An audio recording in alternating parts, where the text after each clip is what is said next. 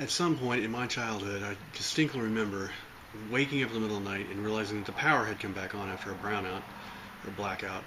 And the only reason I can place that, where that happened and when that happened, is based on what the light fixture looked like.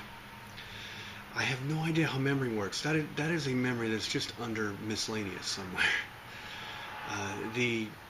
I have other memories that pop around in my head that come up that want to slug me in the gut.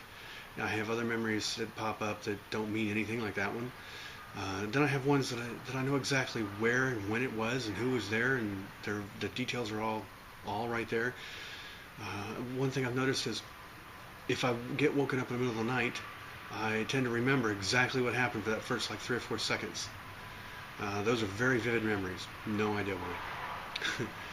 I have no idea how memory works, but it's kind of crazy when you start to come of age, get in your 40s, and you're like, what are all these memories doing rolling around in my head? I mean, it makes me wonder sometimes if there's room for all the good stuff, just for lack of space left over from all the crazy, useless shit that's rolling around in there. Remember when kids used to get summer off? I remember one summer sitting there in the living room. We had a ceiling fan. It must have been our old Cherry Hills house.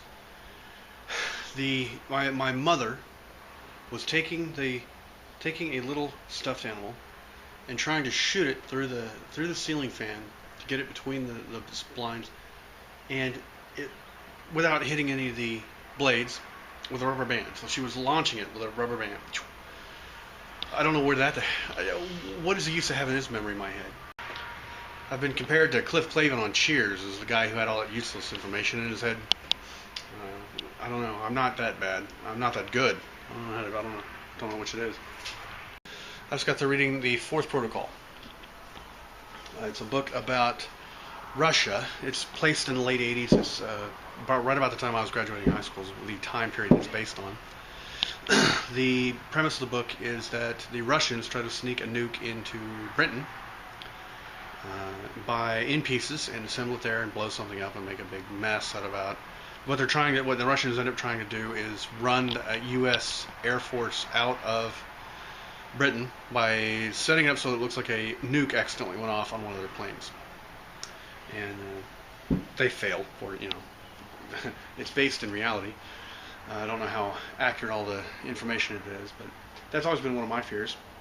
I remember having a conversation with someone about this in high school, that was one of my fears, was not that somebody would send a missile into our country with a nuclear weapon on it, but that someone would sneak one in. Because even back in the 80s when I was in high school, I knew that our border's a joke.